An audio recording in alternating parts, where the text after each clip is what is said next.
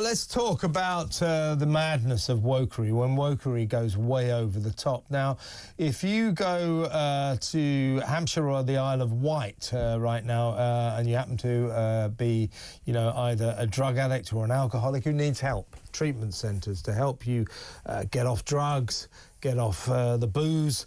The staff, the treatment staff, the experts, the doctors, the people who help addicts, the people who help alcoholics have been banned from using terms like get clean or get sober.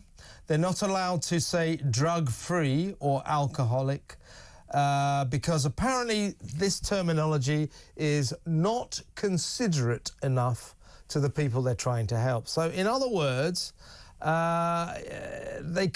banned from using the language that they need to use, the relevant language that they need to use to help the addicts and the boozers. I mean, this is insane.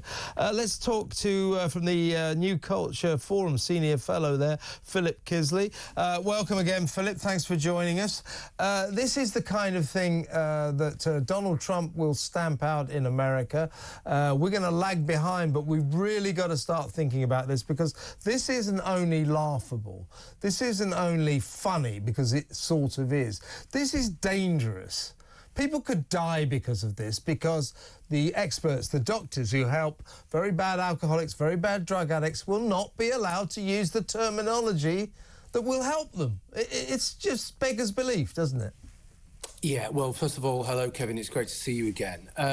It really is. It's dangerous. I think the one thing that addicts, alcoholics, drug addicts, whatever, the one thing that they really need is honesty, because they have spent their lives lying to themselves, lying to everybody else, and they need that sense of clarity. Now, if the people who are there to help them will not be honest with them, frankly, they've got no chance. This isn't euphemism, will do no good.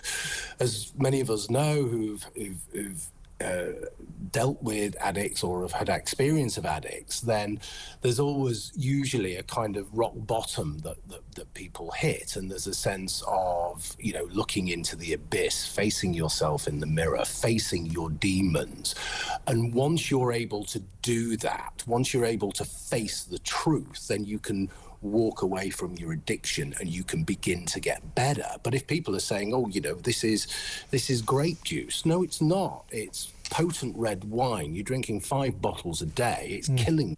You're an alcoholic. You need that clarity to be able to cope. You need that clarity to be able to go forward. But I think it's something broader, and you've framed this as woke language, and that's precisely what it is. We've seen over the last 10, 20 years this attempt to change our value system and to change who and what we are, actually. And the assault on language is very much part of that. And you talked about how dangerous this kind of stuff is. Yes, it is in that clinical setting, but it's also dangerous in a social setting as well. I mean, the obvious example is pronouns. When everybody started using pronouns 7 or 8 years ago, and you weren't allowed to kind of push back on it because you were transphobic.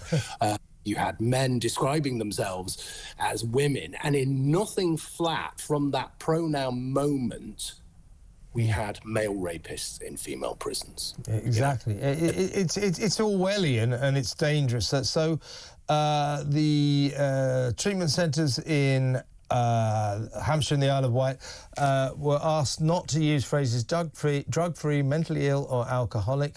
Instead, they want use the term substance abuse. I'm sorry, they don't want to use the term substance abuse.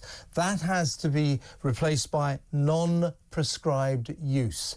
Now, this is an 11-page guide to the staff there, and it's called the Person First Language Guide. Nasty bit of language there. It's being conscious about the words we use is not about being politically correct. It is about acknowledging that language matters and is an important part of our practice. Yes, language does matter. Use the right language. There is no point in going up to a sort of hopeless heroin junkie and saying, tell us all about your non-prescribed use. He probably won't even know what you mean. And it is about political correctness, isn't it? Yes, it really is. I mean, everything they say there, it's the opposite. This is Orwellian doublespeak, you know, and we've had this for a long time. I remember beginning my career as a university lecturer, 25 plus years ago, and then people laughed at it, but it was the beginning of this sinister type stuff. They tried to ban the word fail, so you weren't going to fail. What was your second exam? You weren't going to fail your exam. How did I get on in the exam? You didn't do too well. Well, did I fail? No, I'm not going to say that. there was a particular phrase that we had to use, and that was deferred success. You're joking. You're joking. But that presupposes that there will be success in the future. So you can't guarantee that. So it's not accurate, is it? Not accurate, and this is the whole point. If we are abusing language in this way, not only can we not communicate with each other, we can't function as a society. And the point is that they want to change society. So I'll give you another example, just as stupid.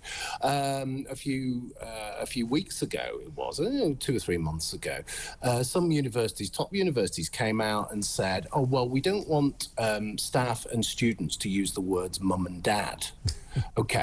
Because some people don't have mums and dads, and also people from queer families will not be included. Now, actually, what's going on there? They're not being nice. They're not being inclusive. What they're doing is pushing away, decentering, it's called, the heterosexual norm. Yeah, that's right, yeah. That's what it's all. It's an attack on tradition. This nonsense is an attack on tradition. It's to try to destabilise what this country's all about. It's politically motivated, isn't it? Yeah, I mean, it's all dialogue. It's all ideological. I mean, the thing is, though, you can't diagnose a problem if you won't identify the problem, and if you don't have the vocabulary to describe what it is. That's what's really frightening, and this takes away our autonomy in a way, our ability to be able to kind of describe perfectly what we are doing. And there's a sense of Big Brother is what I keep coming back to, this Orwellian. Is that, isn't it? It's, you know, it's Big Brother knows best, Starmer knows best, the government knows best, this left-wing... This is a dystopian disaster. Just I've got to go now, Philip. What was that? What was your term for failure? Deferred success, was that it? Deferred success, Kevin, yes. just unbelievable. Philip, great to talk to you. Come on again soon. Philip Kisley, their Senior Fellow at the New Cultural Forum.